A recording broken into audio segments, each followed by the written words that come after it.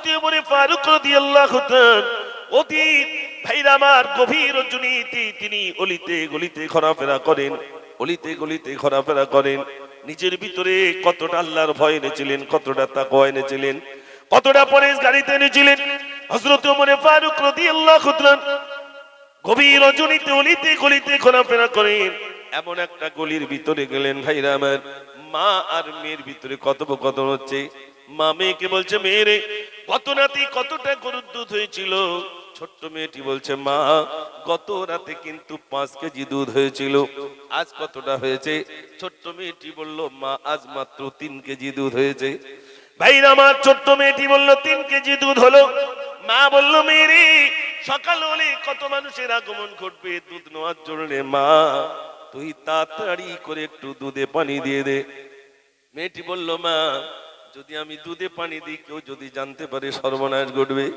মা বলল, মেয়ে তাড়াতাড়ি পানি দিয়ে দে, কেউ জানতে পারবে না। পাশেই রয়েছে ওমর ফারুক, তিনি বাদশা, তিনি শুনতে পাচ্ছি। ছোট্ট মেয়েটি বলছে, মা বাদশা যদি জানতে পারে সর্বনাশ ঘটবে। মা বলছে, মেয়েরে দুধে পানি দিলে বাদশা তো বাদশা, কেউ জানতে পারবে না, তাড়াতাড়ি করে তুই একটুখানি পানি দিয়ে দে। মেয়েটি বলল, মা আমি যদি পানি দিই দুনিয়ার কেউ যদি না জানতে পারে, দুনিয়ার কোন বাদশা যদি না জানতে পারে, আসমানের মালিক, জমিনের মালিক, কুল কায়নাতের মালিক আমার আল্লাহ তিনি তো দেখতে পাবে। জোরে বলুন না সুবহানাল্লাহ। কে দেখতে পাবে ভাই? আপনাদের দিকে আসার সময় দেখবেন শুধু জল কার।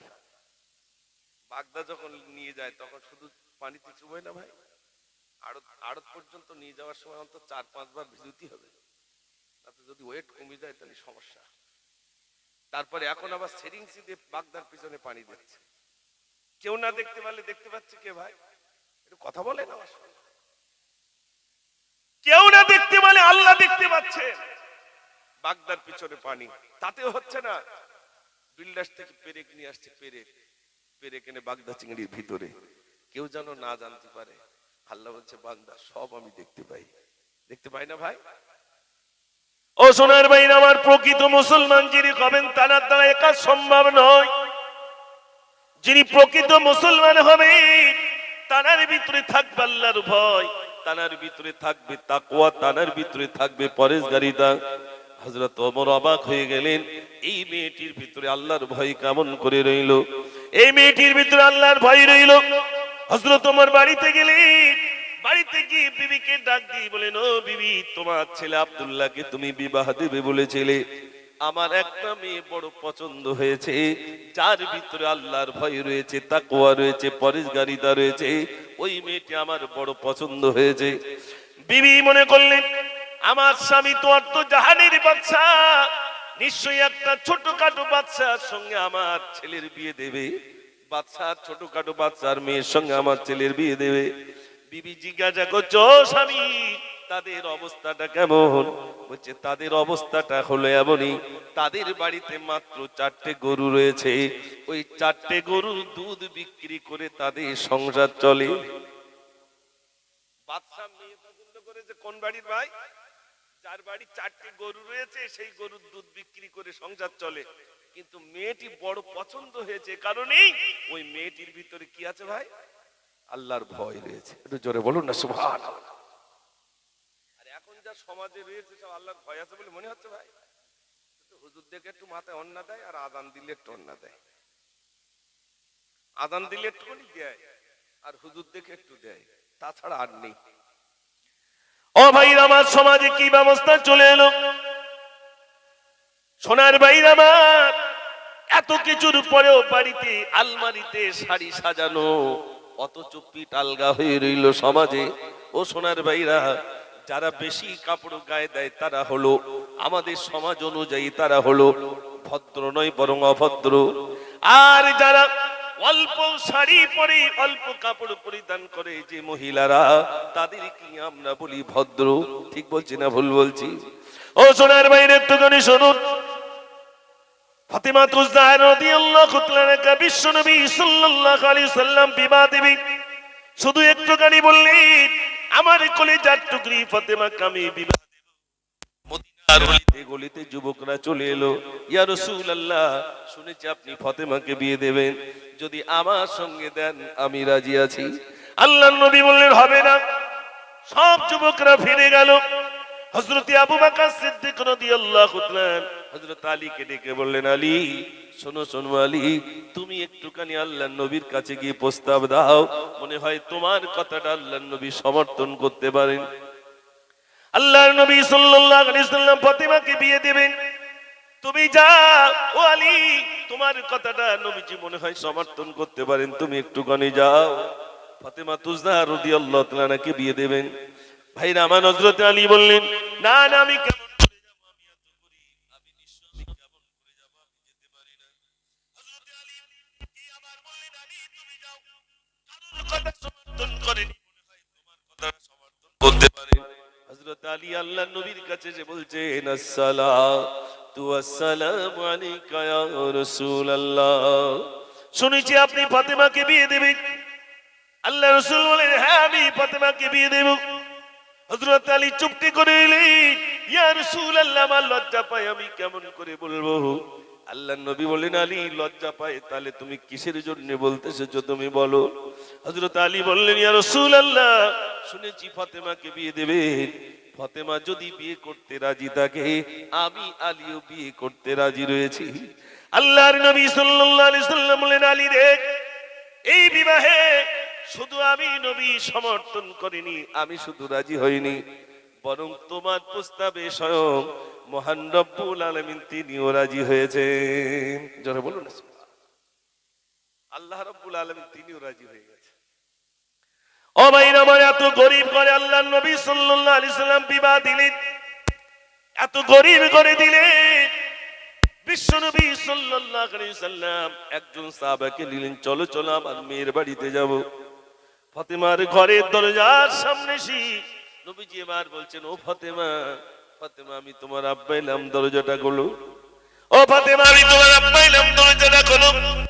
ঘরের ভিতর থেকে আওয়াজ দিচ্ছি, ঘরের ভিতর থেকে আওয়াজ আসি, আব্বা ঘরের ভিতরে এখন প্রবেশ করবেন না, করবেন না, আমি এমন একটা কাপড় পরিধান করে নিলাম, যদি মাথা ঢেকতে যায় পা আলগা হয়ে যাবে, আর পা যদি ঢেকতে যায় আমার মাথা আলগা হয়ে যাবে। আব্বা একটা কাপড় ছাড়া আমার বাড়িতে আর কাপড় নাই। এত গরিব ঘরে নবী মেয়েটা বিয়ে দিলেন, নিঃস্ব গরিব, নিঃস্ব গরিব। ও সোনার ভাইরা আমার, আল্লাহর নবী সাল্লাল্লাহু আলাইহি সাল্লাম বলেন, ফাতেমা রে, এই কষ্ট করে যদি একটু তুমি যেতে পারো, যত নারী জান্নাতি হবে আল্লাহ তাদের সরদারিনী করে আল্লাহ তোমাকে রেখে দেবেন। একটু জোরে বলুন সুবহানাল্লাহ। ও ভাইরা আমার, গোড়ায় রেখেলাম তাকওয়ার পরেশগারিতা। হযরত ওমর বললেন, একজন উকিলকে পাঠালেন, উকিল তুমি গিয়ে বলবে মদিনার একজন ওমর তিনি পাঠিয়েছেন তার ছেলে আব্দুল্লাহর জন্য, তোমার কলিজার টুকরি মেয়ের জন্য পাঠিয়েছেন, তোমার মেয়েকে যদি বিয়ে দিতে চাও, ওমরের ছেলে আব্দুল্লাহ রাজি রয়েছে, তুমি এই প্রস্তাবটা দেবে।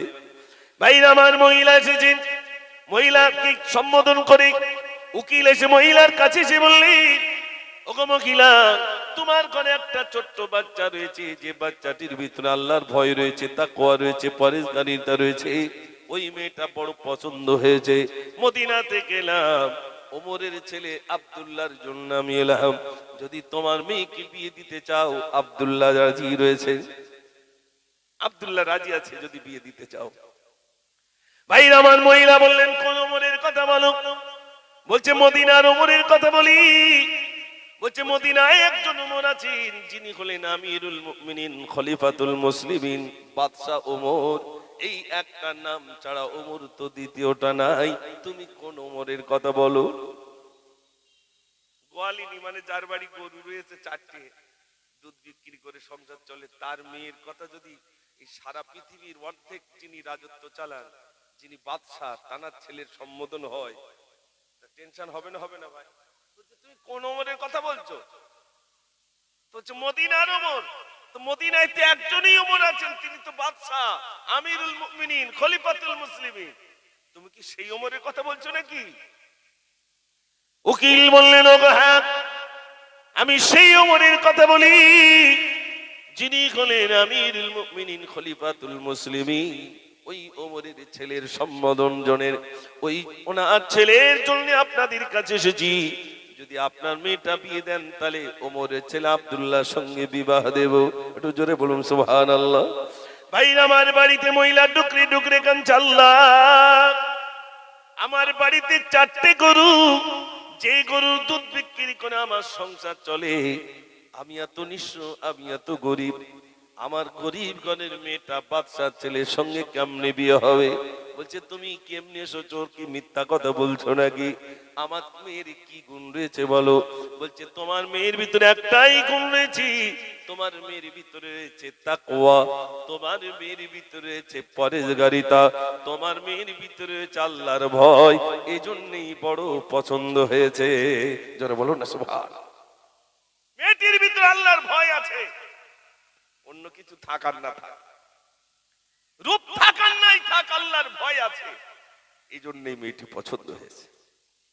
ও সোনার ভাইরা আমার, আমিরুল মুমিনিন খলিফাতুল মুসলিমিন, যিনি আমার নবীর হাতে হাত দিয়ে ইসলাম কবুল করেছিলেন, নিজের জীবনটা বদলে দিয়েছেন, আর তানার নজরে তাকওয়া পরেজগারিতা মেয়েটা পছন্দ করেছেন।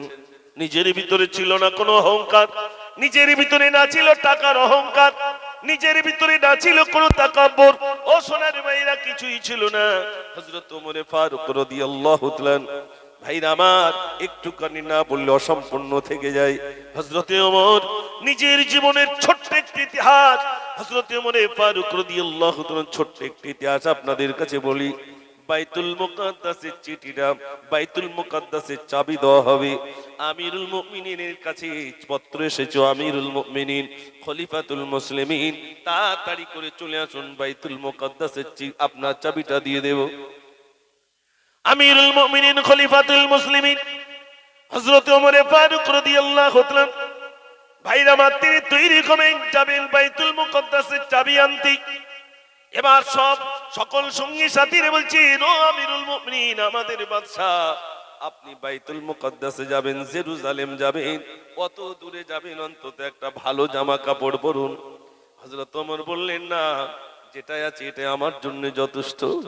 ভাইরা আমার, সকলেই হযরতে আলীকে ধরলেন, ও আলী, তোমার কথাটা রাখবেন আমিরুল মুমিনিন, তুমি একটুখানি বলো। হযরতে আলী এসে বললেন, ও আবু বকর, হযরতে আলী এসে বললেন, ও ওমর, তুমি যখন চলে যাচ্ছ বাইতুল মুকাদ্দাসের চাবি আনার জন্য জেরুজালেমে, অন্তত একটা মার্জিত পোশাক পরে তুমি যাও। বলছে, না না, আমি যে পোশাক পরে আছি আলহামদুলিল্লাহ। ভাইরা আমার, তিনি একটা ঘোড়ার উপরে উঠলেন, ঘোড়ার উপরে সওয়ারি হলেন। ঘোড়াটা এত দ্রুত গতিতে যায়, ঘোড়াটা দ্রুত গতিতে যায় বলে হযরতে ওমর তিনি লাফ মেরে জমিনে পড়লেন। সঙ্গে সাথীরা বলেন, হুজুর, ঘোড়ার উপরে যাচ্ছিলেন, আপনি কিসের জন্য জমিনে পড়লেন? বলছে, ঘোড়ার উপরে গেলে, তার উপরে গেলে আমার ভিতর অহংকার জন্ম নেবে, ফখর জন্ম নেবে, এই জন্যই আমি তার ঘোড়ার থেকে আমি নিচেই জমিনে লাফ মেরে পড়লাম। তিনি কি করলেন? একটা দুর্বল উট নিলেন, আর একটা গোলামকে নিলেন। গোলামকে বললেন, এ গোলাম, তুমি দড়ি টানো, আমি উপরে বসি। তোমার যখন কষ্ট হবে গোলাম, তুমি উপরে বসবে, আর আমি ওমর দড়ি টানতে টানতে নিয়ে যাব। একটু জোরে বলুন সুবহানাল্লাহ। জীবন তৈরি করেছেন, আর তার চোখে এমন একটা মেয়ে পছন্দ হচ্ছে, তার ভিতরে যেন আল্লাহর ভয় থাকে। জোরে বলুন না সুবহানাল্লাহ। কষ্ট পাচ্ছেন না তো আপনারা? মাশাআল্লাহ। অল্প লোক হলে অসুবিধা নেই। আবার একবার তাকবীর দেন, নারী তাকবীর। আর একটু জোরে দেন, নারী তাকবীর। ও ভাইরা আমার, একটুখানি শুনুন। জীবনে অনেক আলোচনা শুনেছেন, কোন আলোচনায় জীবন বদলাবে আল্লাহ বেহতার ভালো জানেন। সব আলোচনা শুনেছি, কিন্তু দেখা যায় ছোট্ট একটা আলোচনার নিজের জীবনটা বদলে যায়। ছোট্ট একটি ঘটনার ভিতর দিয়ে নিজের জীবনটা বদলে যেতে পারে। হযরতে আবু বকর, হযরতে ওমর ফারুক রাদিয়াল্লাহু তাআলা, ভাইরা আমার, তিনি এবার উঠে করে যাচ্ছে। আর গোলাম দড়ি টানতে টানতে যায়। কখনো হযরত ওমর নিচেই দড়ি টানেন, গোলামকে উপরে রেখে যান। আপনার বলুন আমি মুজাফফর চৈতল থেকে আপনাদের নলডি পর্যন্ত আসবো, যদি ইঞ্জিন ভ্যান নিয়ে আসি আর যিনি চালক তাকে যদি বলি ভাই তোমার কিছু কষ্ট হচ্ছে, তুমি কিছু দূর চালাবে আমি কিছু দূর চালাবো, এইভাবে নলডি পর্যন্ত যাব। এখন যদি নলডির সময় পালা এসে যা আমার চালানো, মনে করুন ভাইরা আমার চালানো, আর যিনি ভ্যান চালক তানার যদি বসা আপনার পালা পড়ে যায়, আপনারা বলবেন আমাদের এমন একজন বক্তা তিনি ভ্যান চালিয়ে এসেছে, বলবেন না বলবেন না? হযরত ওমর রয়েছেন উপরে, গোলাম দড়ি টানছে, আবার গোলাম উপরে ওঠে, হযরত ওমর দড়ি টানে। বাইতুল মুকাদ্দাসের নিকটবর্তী এসে গেছেন আর পালা পড়ে গেছে হযরত ওমরের দড়ি টানা আর গোলামের উপরে বসা। আমরা বলি কি বলতাম, ভাই আর পালা করিস নি, এইবার অন্তত নিকটে এসে গেছি, এইবার তুই টানা, বলতাম কি না? হযরত ওমর ফারুক রাদিয়াল্লাহু তাআলা দড়ি টানতে টানতে যান, আমিরুল মুমিনিন খলিফাতুল মুসলিমিন দড়ি টানতে টানতে যান। আর এমন সময় ইহুদিরা বলো দেখো দেখো মুসলমানদের বাদশার অবস্থা দেখো, দড়ি টানে আর তার গোলাম উপরে উপরে বসে রইল। আরে মুসলমানদের বাদশা দেখো দড়ি টানে আর তার নিজের গোলাম উটের উপরে বসা, সবাই দেখো। ও সোনার ভাইরা, মুসলমানের আনন্দে আত্মহারা, আমিরুল মুমিনিন খলিফাতুল মুসলিমিন এসে আছে। আমিরুল মুমিনিন আমাদের দেশে এসেছেন, বাইতুল মুকাদ্দাসের চাবিটা এবার দেবেন। সকল ইহুদিরা একত্রিত হয়ে বলছেন, ও আমিরুল মুমিনিন খলিফাতুল মুসলিমিন, আমরা কিতাবের ভিতরে দেখেছি যার কাছে বাইতুল মুকাদ্দাসের চাবিটা দেওয়া হবে তানার শরীরে থাকবে জীর্ণ শীর্ণ কাপড়, জীর্ণ শীর্ণ একটা কাপড় দিয়ে জামা থাকবে, আর তিনি এমন একটা গাড়িতে আসবেন, উটে করে আসবেন, আর তানার আশাটা হবে ওই উটের উপরে তানার গোলাম বসা থাকবে আর তিনি আসবেন দড়ি টানতে টানতে। কিতাবের ভিতরে যা দেখলাম বাস্তবে তা প্রমাণিত হয়ে গেল। ও আমিরুল মুমিনিন, আমরা শুধু বাইতুল মুকাদ্দাসের চাবিটা দিলাম না, আমরা সবাই পড়ে নিলাম লা ইলাহা ইল্লাল্লাহু মুহাম্মাদুর রাসূলুল্লাহ। একটু জোরে বলুন সুবহানাল্লাহ। চরিত্র দেখে মানুষ দলে দলে ইসলাম কবুল করেছেন, হযরতে ওমর ফারুক রাদিয়াল্লাহু তাআলা চরিত্র দেখে। ও সোনার ভাইরা আমার, আজ এখানে যারা আপনি উপস্থিত হয়েছেন, আমি বলছিলাম তাকওয়া পরহেজগারিতার কথা।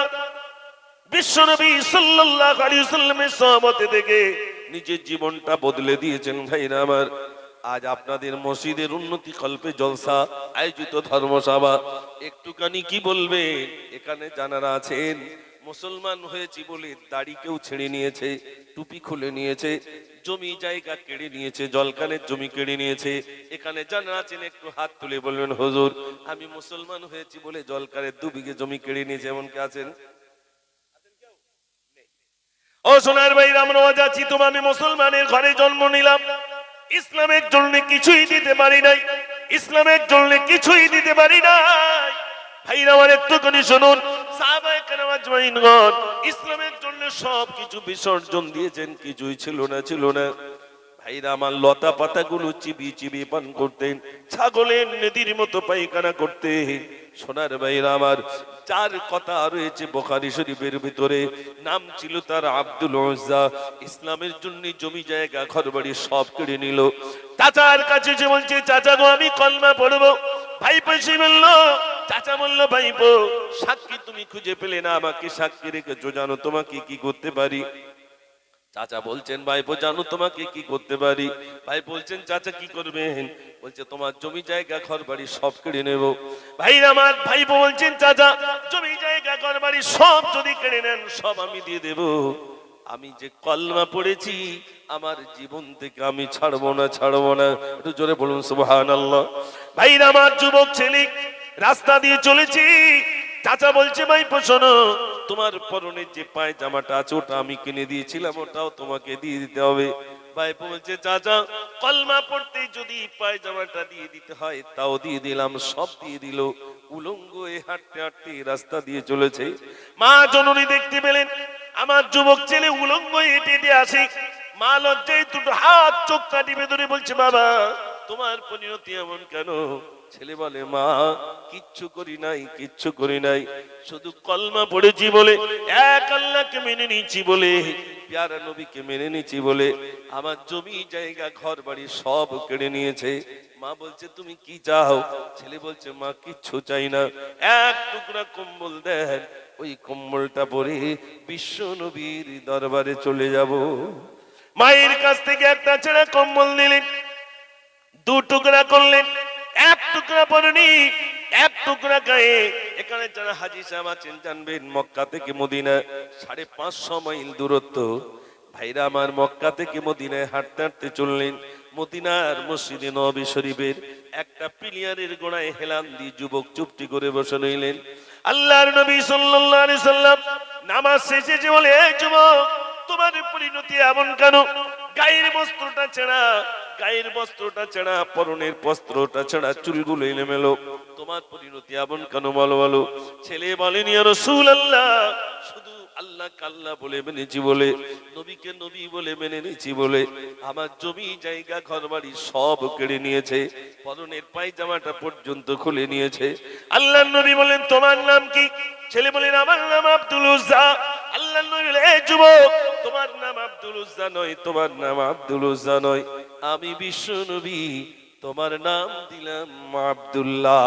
একটু জোরে বলুন সুবহানাল্লাহ। যুবক ছেলে, পরনে একটা ছেঁড়া কাপড়, গায়ে ছেঁড়া কাপড়। আল্লাহর নবী বলেন, যাও সাহাবে সুফায় গিয়ে বসো। যদি কোনোদিন মদিনায় যান, মদিনার মসজিদে নববী শরীফে আজও পর্যন্ত উঁচু জায়গা আছে, ওই জায়গাটার নাম হলো আসহাবে সুফা। যারা ইসলামের জন্য সব বিসর্জন দিয়েছেন, কিছুই ছিল না। ও ভাইরা আমার, তাদের কি বলে আসহাবে সুফা? কিচ্ছু ছিল না। আব্দুল উজ্জা, যার নবী নাম দিলেন আব্দুল্লাহ, আল্লাহর নবীর কাছে বলছেন, ইয়া রাসূলুল্লাহ, আমার মা জননীকে একটু আনতে যাব, আপনি অনুমতি দিন। নবীজি বললেন, যাও যাও, তোমার মাকে আনতে যাও। নিজের মাকে আনতে যাবেন, আবার মক্কায় চলে এসেছেন হাঁটতে হাঁটতে। ঘরের দরজা আমার দিচ্ছেন, মা মা দরজাটা খুলুন, মা আমি তোমার ছেলে চলে এলাম। মা বলছে, বাবা ছেলে চলে যা, বাবা চলে যা, এ বাবা চলে যা। আবু জেহেল এসেছিল, তলোয়ার নিয়ে এসেছিল, বলে তো ছেলে কিসের জন্য কলমা পড়েছে বল। এ বাবা ছেলে চলে যা, চলে যা, যদি তোকে দেখতে পায় আমার সামনে তোকে হত্যা করবে। ভাই আমার, যুবক ছেলে এমন করে ডাকছেন, মা দরজাটা খুলুন। মা বলছে, বাবা ছেলে চলে যা। বারে বারে ডাকায়, মায়ের ঘর থেকে কোনো শব্দ না চাই। ছেলে এক ধাক্কা মেরে ঘরের দরজাটা খুলে দিলেন। দেখলেন ঘরের ভিতরে মা জননী শুয়ে রয়েছেন বটে, কিন্তু বেঁচে নাই। উলঙ্গ অবস্থায় মা শুয়ে রইল। মায়ের শরীরটা ক্ষত বিক্ষত করে শুয়ে রইল, রক্তে রঞ্জিত। গায়ের কাপড়টা মা জননীর গায়ের উপরে দিয়ে গলাটা জড়িয়ে ধরে কাঞ্জার বলছে, মা কলমা পড়েছি বলে জমি জায়গা সব চলে গেল, পরনের পায়জামা চলে গেল, ওগো মা আমার সব কিছু চলে গেল। মা, মায়ের মৃত লাশটা নিয়ে উটের উপরে তুলে রশি দিয়ে বেঁধে উটের রশিটা টানতে টানতে চলে গেলেন। ভাইরা আমার, মদিনায় এসে আল্লাহর নবীকে সালাম দিচ্ছেন, আসসালাতু ওয়াসসালামু আলাইকা রাসূলুল্লাহ। আমার মা জননী কাঁদতে গিয়েছিলাম, আমার মা জননীকে জীবিত অবস্থায় আনতে পারলাম না। ইয়া রাসূলুল্লাহ, মৃত অবস্থায় আমার মাকে আনলাম। ইয়া রাসূলুল্লাহ, আমি কলমা পড়তে যে জমি জায়গা ঘর বাড়ি সব চলে গেল, পরনের পায়জামা চলে গেল, আমার মা জননী চলে গেল, আমার কিছুই প্রয়োজন নাই, আমার জীবনটা আমি ইসলামের জন্য কুরবানি করে দেব। জোরে বলুন না সুবহানাল্লাহ। আল্লাহর নবী বললেন, যুবক, এ যুবক, আমি বিশ্ব নবী বলি, তোমার মৃত্যুটা যদি জ্বর অবস্থায় হয়ে যায়, আমি বিশ্ব নবী বলি, তোমার মৃত্যুটা শহীদের খাতায় লিপিবদ্ধ হয়ে যাবে। আমি দোয়া করি, তোমার মৃত্যুটা যদি জ্বর অবস্থায় হয়ে যায়, তোমার মৃত্যুটা শহীদের খাতায় লিপিবদ্ধ হয়ে যাবে। জোরে বলুন না সুবহানাল্লাহ। ও ভাইরা আমার, কিছুদিন পরে আওয়াজ এলো, যুবক ছেলে ইন্তেকাল করেছে, আব্দুল্লাহ ইন্তেকাল করলো। আল্লাহর নবীর কাছে সংবাদ চলে গেল, ইয়া রাসূলুল্লাহ, আব্দুল্লাহ তার ইন্তেকাল হয়ে গেছে, আব্দুল্লাহর ইন্তেকাল হয়ে গেছে। যার নাম ছিল আব্দুল উজ্জা, নবীজি নাম দিলেন আব্দুল্লাহ, ইন্তেকাল হয়ে গেল। আল্লাহর নবী বললেন, যাও আমার আব্দুল্লাহকে তোমরা দুজন আনতে যাও। যে দুজন আনতে গেছে, লাশ বহন করে আনছে, একজনের নাম হলো হযরতে আবু বকর, আর একজনের নাম হলো হযরতে ওমর। একটু জোরে বলুন না সুবহানাল্লাহ। লাশ বহন করে লোক দেখেছেন? আমাদের লাশ বহন করে আনে, তো যদি বলে জোহর বাদ জানাজা, তা জোহরের নামাজ পড়ে না। ঠিক বলছি না ভুল বলছি? জোহর বাদ জানাজা, তা জোহরের নামাজ পড়িনি, জানাজা পড়তি। এরকম লোক অনেক আছে, লাশ বহন করে নিয়ে আসছে। আর আব্দুল্লাহর লাশ বহন করা, একজনের নাম হযরতে আবু বকর, আর একজনের নাম হলো হযরতে ওমর। জোরে বলুন না সুবহানাল্লাহ। ও সোনার ভাইরা আমার, হযরতে ওমর, হযরতে আবু বকর সিদ্দিক রাদিয়াল্লাহু তাআলা। কোন আবু বকর? যে আবু বকর জিহাদের ময়দানে যাওয়ার সময় আল্লাহর নবী সাল্লাল্লাহু আলাইহি ওয়াসাল্লাম সাহাবাদেরকে ডেকে বললেন, সাহাবারে তোমরা কিছু কিছু আমার কাছে হাজির করো, কিছু কিছু অর্থ তোমরা হাজির করো। সকল সাহাবা এনেছেন। আল্লাহর নবী বললেন, আমার আবু বকর কোথায়? আমার আবু বকর কোথায়? হযরত আবু বকর একটা পিলিয়ারের গোড়ায় দাঁড়িয়েছিলেন। আসসালাতু ওয়াসসালামু আলাইকা রাসূলুল্লাহ। লাব্বাইক ইয়া রাসূলুল্লাহ। আমি হাজির আছি, আমি আবু বকর হাজির আছি। আল্লাহর নবী বললেন, আবু বকর তুমি কি এনেছো বলো, তুমি কি এনেছো জিহাদের ময়দানে যাওয়ার জন্য? হযরতে আবু বকর বললেন, ইয়া রাসূলুল্লাহ, যাবতীয় সম্পদ বলতে যা আছে সবকিছু আপনার কাছে হাজির করলাম। আমার বাড়িতে দুটো জিনিস আছে, একটা হলো আল্লাহ, আর একটা হলো আল্লাহ রাসূল। একটু জোরে বলুন সুবহানাল্লাহ। ও ভাইরা আমার, হযরতে আবু বকর সিদ্দিক রাদিয়াল্লাহু তাআলা, আল্লাহর নবী যখন চলে গেছে, হযরতে আবু বকর টুকরে টুকরে কাঁদছেন। কপালে একটা চুমা দিলে, চুমা দিয়ে হযরতে আবু বকর টুকরে টুকরে কাঁদছেন। কেঁদে কেঁদে বলছেন, আজ যদি নবী একটুখানি বলে যেতেন, ও আবু বকর আমার পাশে তোমার কবরটা হবে, মদিনার মানুষরা আমার ইন্তেকালের পরে আমার লাশটা আমার নবীর পাশে কবর করে দিত। কিন্তু আল্লাহর নবী তো বলে যাননি, তাহলে মদিনার সাধারণ মানুষদের পাশে কি আমার কবর হবে? হযরতে আবু বকর সিদ্দিক রাদিয়াল্লাহু তাআলা টুকরে টুকরে কাঁদে। হযরত আলীকে ডেকে বললেন, ও আলী শোনো, আমি একদিন ইন্তেকাল হয়ে যাব। আমার ইন্তেকালের পরে আমার তরফ থেকে আল্লাহর নবী রওজার ধারে গিয়ে সালাম দিবে, বলবে আসসালাতু ওয়াসসালামু আলাইকা রাসূলুল্লাহ। আবু বকরের পক্ষ থেকে এসেছি, আবু বকরের সালামটুকু গ্রহণ করুন। এই কথাটা তুমি বলবে। ওসিয়াত করলেন। হযরতে আবু বকর সিদ্দিক রাদিয়াল্লাহু তাআলা ইন্তেকাল হয়ে গেল। ও সোনার ভাইরা, হযরতে আলী রাদিয়াল্লাহু তাআলা তিনি ওসিয়াত অনুযায়ী আল্লাহ রাসূলের রওজার ধারে গিয়ে বলছেন, আসসালাতু ওয়াসসালামু আলাইকা রাসূলুল্লাহ। আবু বকরের পক্ষ থেকে এসেছি, আবু বকরের সালামটুকু গ্রহণ করুন। রওজা শরীফের ভিতর থেকে আওয়াজ চলে এলো, আবু বকরের কবর মদিনার সাধারণ মানুষদের পাশে হবে না, হবে না। আমি বিশ্ব নবী বলি, আবু বকরের কবর আমার পাশে হবে। একটু জোরে বলুন সুবহানাল্লাহ। এই আবু বকর আব্দুল্লাহর লাশ বহন করে আনছে, মনে আছে তো? ও সোনার ভাই আমার, আর একজন আনছে হযরতে ওমর। দুজন আব্দুল্লাহর লাশ বহন করে আনছে, আর একজন কবরের ধারে টিমটিম লাইট নিয়ে দাঁড়িয়ে রয়েছে। যিনি টিমটিম লাইট নিয়ে দাঁড়িয়ে রয়েছেন তিনি অন্য কেউ নন, তিনি হলেন হযরতে বেলাল। একটু জোরে বলুন সুবহানাল্লাহ। ও সোনার ভাইরা, হযরতে বেলাল রাদিয়াল্লাহু তাআলা যিনি আমার রাসূলের এত প্যার করতেন, এত মহব্বত করতেন। হযরতে হাসান আর হুসাইন হযরতে বেলালকে ডেকে বলছেন, ও বেলাল, ও বেলাল, অনেকদিন তোমার আজান শুনতে পাই না, বেলাল তুমি একটুখানি আজান দাও। হযরতে হাসান আর হুসাইন ধরেছেন, বেলাল তুমি আজান দাও। হযরতে বেলাল রাদিয়াল্লাহু তাআলা তিনি হযরতে হাসান আর হুসাইনের কথা বলতে পারলেন না, তিনি আজান দিচ্ছেন, আল্লাহু আকবার। দ্বিতীয়বার বললেন, আশহাদু আল্লা ইলাহা ইল্লাল্লাহ। যেই না বলেছেন আশহাদু আন্না মুহাম্মাদার রাসূলুল্লাহ, বেহুশ হয়ে পড়ে গেলেন। বেলালের মাথায় পানি দেওয়া হলো, বেলাল সুস্থ হলেন। ও বেলাল, আজান দিতে দিতে তুমি বেহুশ হয়ে গেলে কেন? বেলাল বলছেন, ও হাসান আর হুসাইন, আমি যখন আজান দিতাম আর বলতাম আশহাদু আন্না মুহাম্মাদুর রাসূলুল্লাহ, আমার শাহাদাত আঙ্গুল দিয়ে আমার নবীকে আমি দেখাতাম। আজ আমার নবীকে আর দেখাতে পারলাম না বলে আমি বেলাল বেহুশ হয়ে পড়ে গেলাম। ও সোনার ভাইরা আমার, সেই বেলাল কাবার ছাদে রইলেন। আল্লাহর নবী নিচে থেকে বললেন, ও বেলাল, ও বেলাল, তুমি আজান দাও। বেলাল রাদিয়াল্লাহু তাআলা চুপটি করে রইলেন। নবীজি আবার বলছেন, বেলাল তুমি আজান দাও। বেলাল চুপটি করে রইলেন। এ বেলাল তুমি আজান দাও।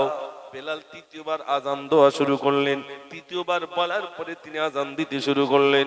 আল্লাহর নবী বললেন, বেলাল একবার নয়, দুইবার নয়, তিনবার কেন বলতে হলো বেলাল?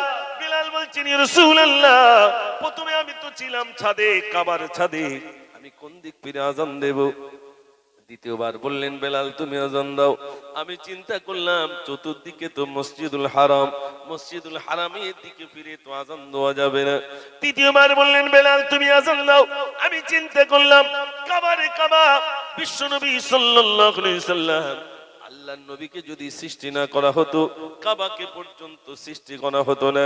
এজন্য আপনি যেদিকে রয়েছেন, আমি বেলাল সেদিক ফিরে আজান দিতে শুরু করলাম। একটু জোরে বলুন সুবহানাল্লাহ। কষ্ট হচ্ছে আপনাদের? খুব তাড়াতাড়ি ছেড়ে দেবো, আমার পরেই প্রখ্যাত আলেমে দ্বীন মাশাআল্লাহ আমাদের ইয়াকুব সাহেব হুজুর, তিনি আসবেন, খুব তাড়াতাড়ি আসবেন। একবার তাকবীর দেন, নারে তাকবীর, মাশাআল্লাহ। আমি তো আপনাদের এলাকার একেবারে নিকটে এসে গেছি, খুব তাড়াতাড়ি ইনশাআল্লাহ ছেড়ে দেব। ও ভাইরা আমার, একটুখানি শুনুন। হযরত বেলাল রাদিয়াল্লাহু তাআলা তিনি টিমটিম লাইট নিয়ে দাঁড়িয়ে রইলেন, আর লাশ বহন করে আনছেন হযরত আবু বকর, হযরত ওমর। কবরে যিনি নেমেছেন তিনি অন্য কেউ নন, তিনি হলেন বিশ্বনবী সাল্লাল্লাহু আলাইহি সাল্লাম। কবরে নেমেছেন, আব্দুল্লাহর লাশটা নিজে রাখবেন। আব্দুল্লাহর লাশটা যেই না রাখলো, আল্লাহর নবী সাল্লাল্লাহু আলাইহি সাল্লাম নিচু হাতে কবরে লাশটা শুইয়ে দিয়ে বললেন, আল্লাহ, এইমাত্র আব্দুল্লাহ আমার ছিল, আল্লাহ আমি এবার তোমার কাছেই শরবত করে দিলাম। ও সোনার বাইন আমার, পাশেই ছিলেন হযরত ইবনে মাসউদ রাদিয়াল্লাহু তাআলা, তিনি বলেন, আজ যদি আব্দুল্লাহর লাশটা না হয়ে যদি আমার লাশটা হতো, আমার জীবনখানা ধন্য হয়ে যেত। একটু জোরে বলুন সুবহানাল্লাহ। ও ভাইরা আমার, আমার বলার উদ্দেশ্য হলো, ইসলামের জন্য কিছুই দিতে পারেনি, ইসলামের জন্য কিছুই দিতে পারেনি, জানা ইসলামের জন্য দিয়েছে। আল্লাহর ভয় অন্তরের ভিতরে বিরাজ করেছিলেন, বিশ্বনবী সাল্লাল্লাহু আলাইহি ওয়াসাল্লামের মহব্বত অন্তরে ছিল। ও সোনার ভাইরা আমার, আমি শুধু আপনাদের কাছে বলতে চাই, আপনারা নাম শুনেছেন বাবরি মসজিদ। এই বাবরি মসজিদে যিনি সর্বপ্রথম কুরুল মেরেছিলেন, তিনি এখন ইসলাম কবুল করেছেন। ইসলাম কবুল করার পরে তিনি বলছেন, আমি বাবরি মসজিদে কুরুল মেরেছি, আমার প্রায়শ্চিত্ত, আমার পাপ মোচনের জন্য আমি 200 মসজিদ বানিয়ে দেব। মসজিদ ভেঙেছে কটা? একটু কথা বলে। একটা বাবরি মসজিদ আঘাত করেছে, একটা। নিয়ত করছে আমি 200 মসজিদ বানাবো। এ পর্যন্ত 100 অধিক মসজিদ তার বানানো হয়ে গেছে। একটু জোরে বলুন সুবহানাল্লাহ। ও ভাইরা আমার, যেদিনে আপনারা ইউটিউবের মাধ্যমে দেখেছেন, যেদিনে আপনার শিলান্যাস হচ্ছিল বাবরি মসজিদকে কেন্দ্র করে, যেখানে রাম মন্দিরের শিলান্যাস হচ্ছিল, সেদিন সেই ব্যক্তি লাইভে এসে দুনিয়ার মানুষদেরকে বলছেন, আমি সেই ব্যক্তি যিনি সর্বপ্রথমে বাবরি মসজিদে কুরুল মেরেছিলাম। আমার থেকে তার বড় দাড়ি হয়ে গেছে, আমার থেকে বড় টুপি পরিধান করেছেন। ভাইরা আমার, নুরানি জ্যোতি এসে গেছি। তিনি বলছেন, আমি সেই ব্যক্তি, আমার পাপ মোচনের জন্য আমি 200 মসজিদ বানাবো। এ পর্যন্ত 100 অধিক মসজিদ তিনি বানিয়ে দিয়েছেন। একটু জোরে বলুন সুবহানাল্লাহ। ও ভাইরা আমার, আজ ত্রিপুরার দিকে তাকিয়ে দেখেন, ভাইরা আমার, ত্রিপুরার দিকে তাকিয়ে দেখেন, মসজিদ গুলো ভেঙা হলো, মাদ্রাসা গুলো ভাঙা হলো। কোথায়? বাংলাদেশে। ভাইরা আমার, মূর্তির পায়ের উপরে কোরআন রাখাকে কেন্দ্র করে, ভাইরা আমার, আমরা আজ পর্যন্ত ধিক্কার জানাই। যে সমস্ত শয়তানেরা ওই মূর্তির উপরে কোরআন রেখেছে, তাদেরকে আমরা ধিক্কার জানাই। কিন্তু বলুন বলুন, সেটাকে কেন্দ্র করে ভাইরা আমার, এক শ্রেণীর মানুষ সাম্প্রদায়িক দাঙ্গা বাঁধাতে আছে না, আছে না নাই? তারা সর্বদাই হিন্দু মুসলমানের ভিতরে ফাটল বাঁধানোর জন্য একটা চক্রান্ত ষড়যন্ত্র করে তারা এগুলো ক্ষতি করে। ও ভাইরা আমার, মাদ্রাসা করতে গেলে বাধা প্রাপ্ত হয়, মসজিদ তৈরি করতে গেলে বাধা প্রাপ্ত হয়। ও ভাইরা আমার, আজ এখানে যারা উপস্থিত আছেন, আমি শুধু আপনাদের কাছে বলবো, রাস্তায় প্রতিবাদ নয়, প্রতিবাদ আজ আমি একটুখানি দেখতে যাই। রাস্তায় ইয়া করেঙ্গা ত্যাগ করেঙ্গা প্রতিবাদ করতে হবে না, হবে না। একদিকে মসজিদ ভাঙা হয় আর একদিকে মসজিদ তৈরি করা হয়, এটাই হবে সব থেকে বড় প্রতিবাদ। আমি আপনাদের কাছে, এখানে যত মানুষ আছে, আপনাদের মসজিদের উন্নতি করবে, আমি বেশি কিছু চাইবো না ভাইরা আমার। একজন ব্যক্তি কি আছে ওই মসজিদের উন্নতি করবে, সবে মাত্র ভিত হয়েছে, তারপরে কলম তৈরি হবে ভাই, কলম তৈরি হবে মসজিদের জন্য, আল্লাহর ঘর তৈরি করার জন্য। কি আছেন, আমি বেশি চাইবো না, 3,000 টাকা ওই মসজিদের জন্য দেবেন। কোন ভাই আছেন একটু হাত তুলুন দেখি। বিশ্বনবী সাল্লাল্লাহু আলাইহি সাল্লাম মসজিদে নববী শরীফ তৈরি করবেন, সাহাবায়ে কেরাম আজমাইনগণ একটা করে পাথর আনেন, নবীজি দুটো করে পাথর মাথায় করে আনছেন। সবাই বলছেন, ইয়া রাসূলুল্লাহ, আপনি একটা পাথর নেন, আপনাকে নিতে হবে না পাথর, আমরা বয়ে দিই। নবীজি বললেন, তোমরা একটা পাথর করে নিয়ে আসো, আর আমি নবী দুটো পাথর বহন করে নিয়ে যাব, তবেই মসজিদে নববী শরীফ তৈরি হয়েছে। ভাই ও সোনার ভাইরা আমার, একটুখানি বলুন, সেই মসজিদে নববী শরীফে এক ইমামের পিছনে বর্তমান 10 লক্ষ মানুষ নামাজ আদায় করতে পারে। জোরে বলুন সুবহানাল্লাহ। কত লক্ষ মানুষ ভাই? 10 লক্ষ মানুষ এক ইমামের পিছনে নামাজ আদায় করে। ও ভাই আমার, কাবা বাইতুল্লাহ তৈরি হয়েছে। কাবা বাইতুল্লাহর সামনে দেখবেন একটা আছে হাতিমে কাবা। যতটুকু টাকা ছিল, যতটুকু অর্থ ছিল, ওই পর্যন্ত হয়েছে, আর ওই পর্যন্ত হয়নি সেই সময়। আজও পর্যন্ত সেই জায়গাটা ঘিরে রাখা হাতিমে কাবা বলা হয়। ওর ভিতরে 2 রাকাত নামাজ পড়তে পারলে, ওর ভিতরে যদি নামাজ আদায় করতে পারেন, কাবা বাইতুল্লাহর ভিতরে নামাজ পড়ার সওয়াব তার আমলনামায় লিপিবদ্ধ হবে। ভাই আমার, কাবা বাইতুল্লাহ 4 কোণ, একটি হলো হাজরে আসওয়াদ, একটি হলো রুকনি আমিনি, একটি হলো রুকনি ইরাকি, আর একটা হলো রুকনি শামি। আল্লাহ যদি আমাকে হজ পাকে নিয়ে যান, 2008-এও গেলাম, 2010-এও গেলাম, আবারও নিয়ত করেছি আপনাদের জন্য দোয়া করব। কোন ব্যক্তি আছেন বলুন, হাজরে আসওয়াদের সম্মানার্থে ওই কোণাকে কেন্দ্র করে কে আছেন একটু বলুন। আমি মসজিদের উন্নতি কল্পে 3,000 টাকা দেব আপনার জন্য, যদি আল্লাহ আমাকে নিয়ে যান। আল্লাহর কাছে বলবো, আল্লাহ, নলডি গ্রামে ফুটবল ময়দানে আল্লাহ সেখানে জলসা হয়েছিল, মসজিদের উন্নতি কল্পে তোমার একজন বান্দা 3,000 টাকা দিয়েছেন, আপনার জন্য প্রাণ ভরে কাবা ধরে দোয়া করব। বাবা, কোন ব্যক্তি আছেন একটু বলবেন, 3,000 টাকা দেব। বেশি তো চাই, মাত্র 3,000 টাকা। অন্যান্য জায়গায় বেশি চাই, আপনাদের এখানে 3,000 টাকা চেয়েছি। আর এই যে কজন আছেন দেখবেন এতেই বেশি টাকা হবে ইনশাআল্লাহ। একবার তাকবীর দেন, নারী তাকবীর। এইটা না জোরে দিলে শয়তান হাত ধরে রাখবে, বলে দিস মসজিদ তৈরি হবে, সমস্যা, দোয়ার দরকার নেই, ও 16 দলের খেলা হবে, ওই সময় দিস, এরকম বলবে। আর এখন সব মাঠে 16 দল 18 দল এরকম হচ্ছে না ভাই। লোক দেখেছেন 100 টাকা টিকিট, তাও বলে হাউসফুল। ঠিক বলছি না ভুল বলছি? এখানে অনেক সব মাঠে খেলা হচ্ছে, যুবক ভাইরা সেখানে যাচ্ছেন, আলহামদুলিল্লাহ। আমার ভাইরা সব জায়গায় তো আছেন। আজ মসজিদের জন্য মাত্র 3,000 টাকা চেয়েছি। 4 জন দরকার নেই, 20 জন দরকার নেই, 50 জন দরকার নেই, একজন দরকার, একজন। 3,000 টাকা দেনেওয়ালা কেউ আছেন?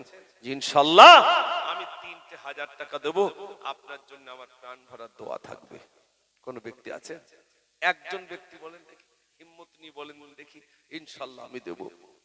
আল্লাহ দেবেন, আল্লাহ দেবেন, বেশক আল্লাহ দেবেন অবশ্য। আর আমি জানি প্রথমে জাল ফেললি মাছ পড়ে না, এটা আমি জানি।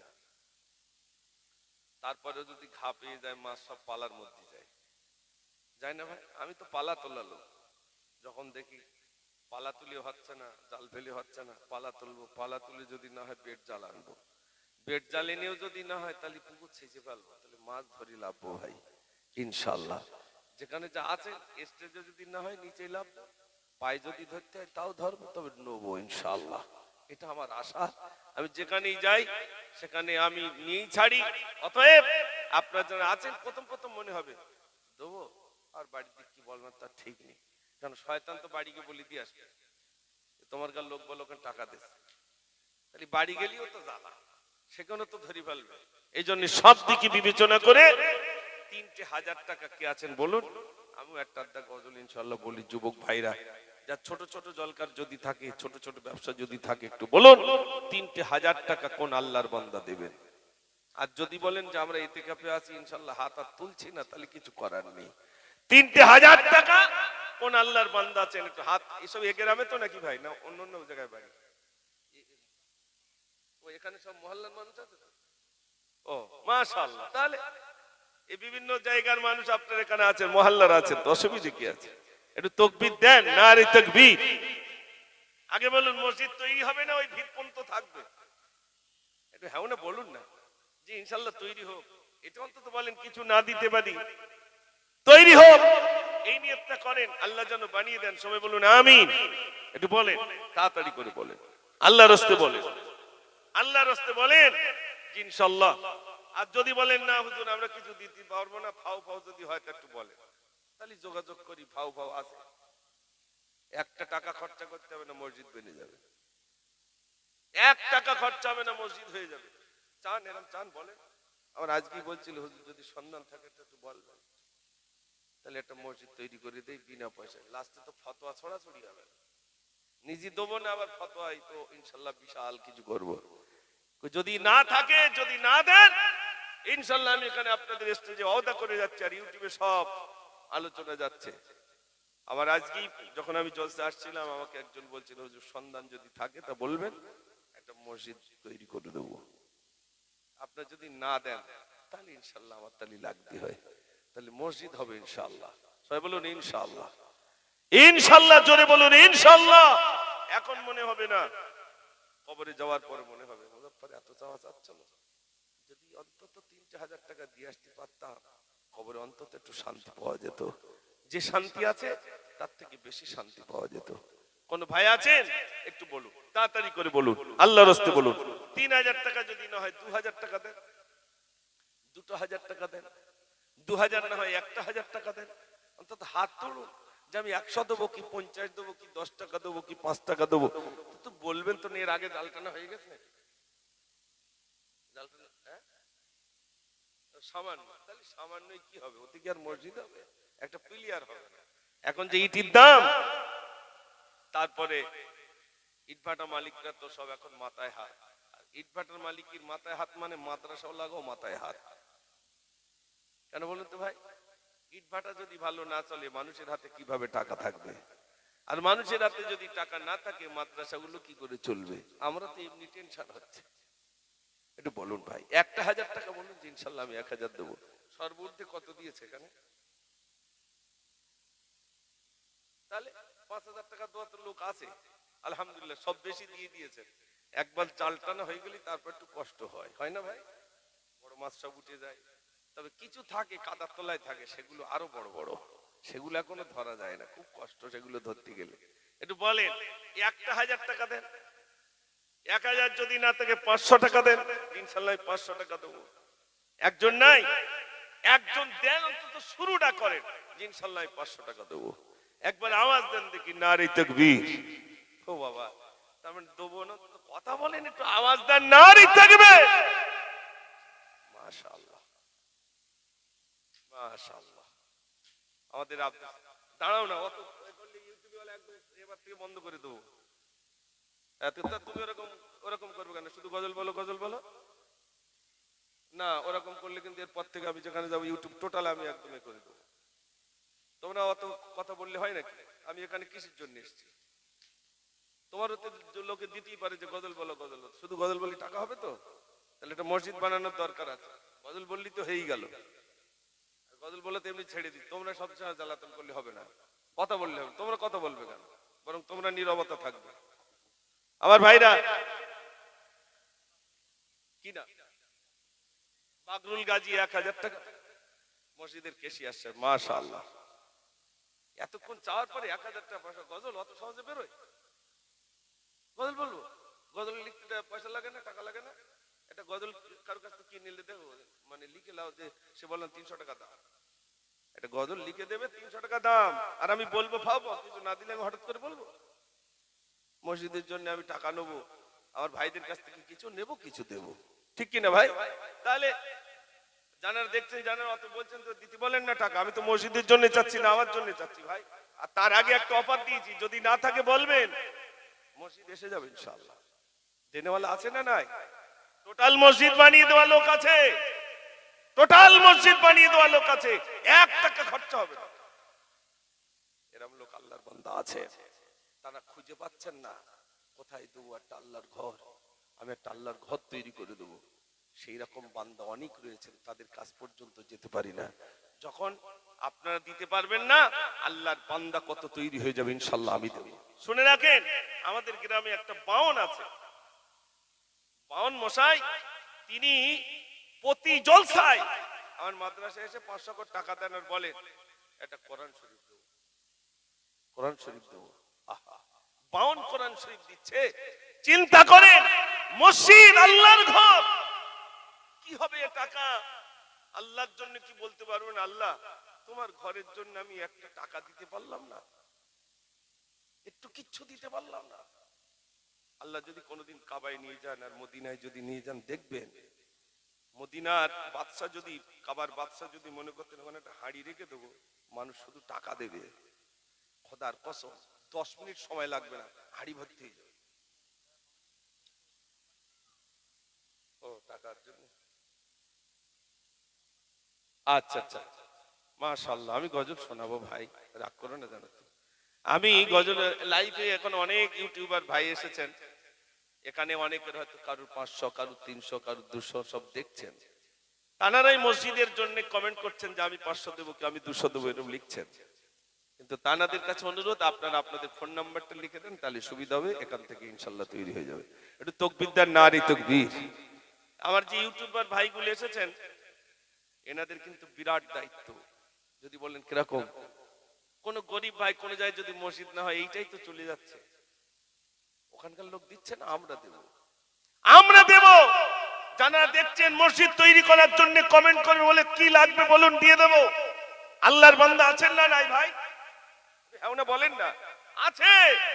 একটু হাত খুলুন, আল্লাহ হাতটা তুলুন, আল্লাহ যেন আমাদেরকে কবুল করেন, সবাই বলুন আমিন। একটু তাকবীর দেন, নারে তাকবীর।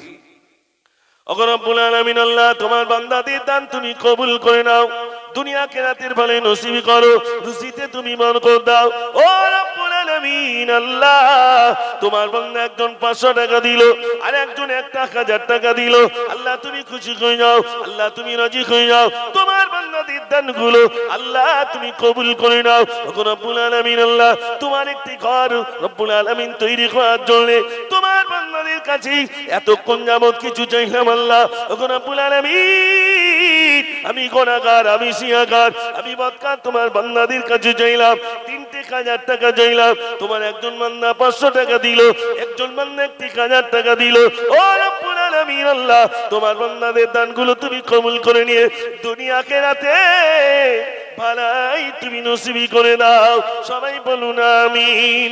নারে তাকবীর। আমার মাদ্রাসায় 80টা ছেলে আছে, তো আমি গ্রামে কারো কাছে চাল চাইনি যে ভাই 1 বস্তা চাল দাও, লোকে চিন্তা করে চলে কি করে। আল্লাহর একটা বান্দা আছে, এই বছরে 30 কুইন্টাল চাল দিয়ে দিয়েছে, 10 টিন সরষের তেল দিয়েছে, 2.5 কুইন্টাল চাল দিয়েছে। বললাম খাও, এরকম আল্লাহর বান্দা আছে না নেই ভাই? না তো চলবে কি করে, চলবে কি করে? আল্লাহর বান্দা আছে, আপনাদের ভিতরে আছে। গতকাল আমাদের গ্রামে নবী দিবস হবে, নবী দিবস হয়েছে, তাতে আমি কালেকশন করছিলাম, তো দেখলাম গ্রামের সব থেকে বড় লোক, তার মানে একদম নিঃস্ব গরিব, সে প্রথমে হাত তুলে বলছে আমি 1 বস্তা আলু দেবো। আমি তো অবাক হয়ে গেছি, আল্লাহ এ তো সব থেকে গরিব, তাই বলেই ফেলেছি, তা আমাদের চৈতলের সব থেকে বড় লোক হাত তুলেছে। এইবার সবার আগে হাত তুলেছে কে ভাই? সেই গরিব মানুষটা হাত তুলেছে আগে, যে আমি 1 বস্তা আলু দেব।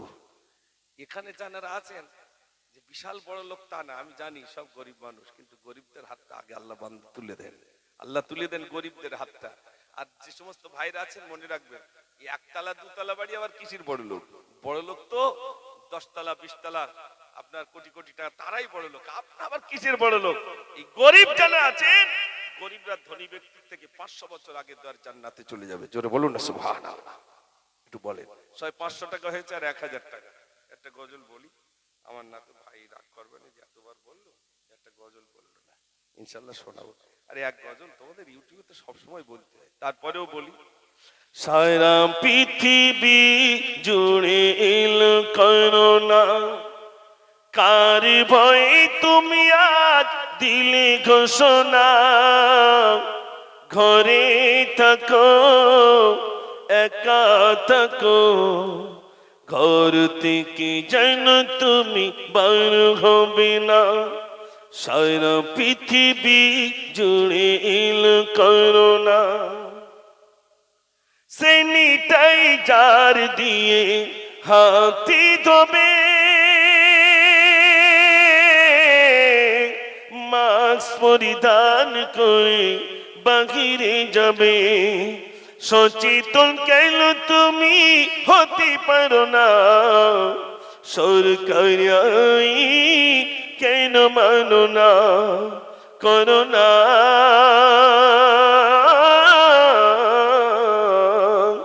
সারা পৃথিবী জুড়ে এলো করোনা। যদি করোনা নামে এই করোনায় যদি আমি আক্রান্ত হতাম, আমি আপনি যদি চলে যেতাম, আর বক্তারা আমাদের কাছে চাইতেও পারতো না, আমিও যদি চলে যেতাম আমিও চাইতে পারতাম না। মাশাআল্লাহ। হাসান হোসেন, আচ্ছা এরকম বলো তুমি, যে একটা করে গজল বলো, টাকা দিচ্ছি। নাসির ডেকরেটার, তেঁতুলতলা, মাশাআল্লাহ, বলছে আমি 500 টাকা দেবো, দোকানে বসে দেখছি একটা গজল বলতে হবে। কি গজল? হাসান হুসেন দুই সিতারার হঠাৎ খেয়াল হলে, ছুটে এসে উঠতো তারা কমলিওয়ালার কোলে। কহে তুরে সুরমা মাটি চার নয়নে আকা,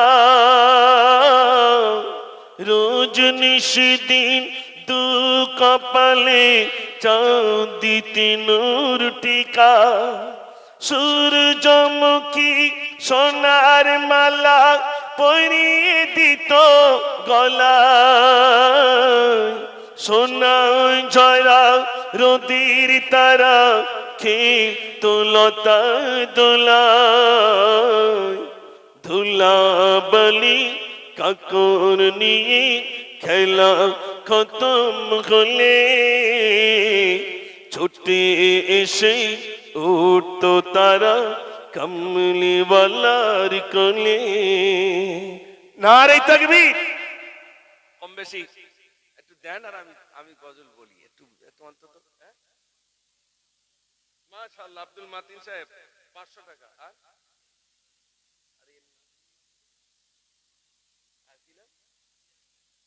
মাশাআল্লাহ, হাজী রিয়াজউদ্দিন সাহেব, হাজী রিয়াজউদ্দিন সাহেব এখানে আছেন? ও বয়স্ক মানুষ, ও মুফতি সাহেব আব্বা, মাশাআল্লাহ, হাজী রিয়াজউদ্দিন সাহেব। হোস নসিবাত বড়ই তোমার, তুমি কাবারি মেহমান, যাকি ভালোবাসি খোদা তাকি দেই সম্মান। মুফতি সাহেব আব্বা যান, তিনি দিচ্ছেন 1000 টাকা।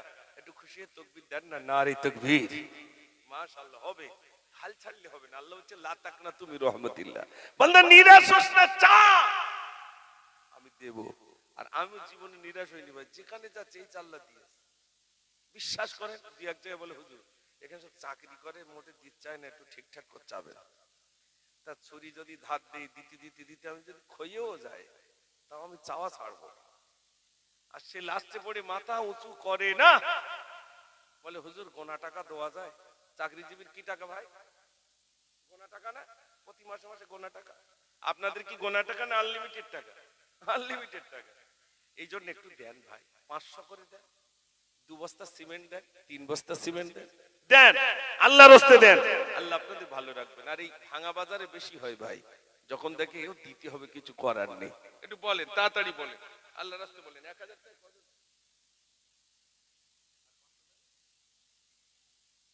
ও ভাই, 1000 টাকা দুজন হয়েছে, 500 টাকা তিনজন হয়েছে, ওইটা একটু 4 জন করে দেন। হাজরে আসওয়াদ, রুকনি ইয়ামানি, হাজরে আসওয়াদ, রুকনি ইয়ামানি, রুকনি ইরাকি আর রুকনে শামি, কাবা বাইতুল্লাহ চারটে কোণ। তো তিনটে কোণ হয়েছে, আর একটা কোণে 500 টাকা দেন, যে আমি 500 টাকা দেবো ইনশাআল্লাহ। নেই? আল্লাহর বান্দা আছে। আচ্ছা আচ্ছা দেন, একজন দেন, একটা যুবক দেন, যে ইনশাআল্লাহ আমি 500 টাকা দেবো। আল্লাহ ভালো রাখবেন, সুখে রাখবেন। তাড়াতাড়ি বলেন কোন বান্দা আছেন 500 টাকা দেবেন, যে ইনশাআল্লাহ আমি 500 টাকা দেবো। বলুন। ওগো রব্বুল আলামিন, আল্লাহ তুমি দানকে কবুল করো। তোমার বান্দাদের কাছে চাইলাম, আল্লাহ তোমার বান্দা 3 জন দিয়ে দিল। ও রব্বুল আলামিন, আল্লাহ 4 জনের কাছে চাইলাম, 3 জন দিয়ে দিল। আর একজন বান্দাকে 500 টাকা দেওয়ার মতো সুযোগ করে দাও। ও রব্বুল আলামিন, আল্লাহ আজকে দিনে সকলের দান তুমি কবুল করে নাও। সবাই বলুন আমিন। নারে তাকবীর। বলেন 4 নম্বরে 500 টাকা।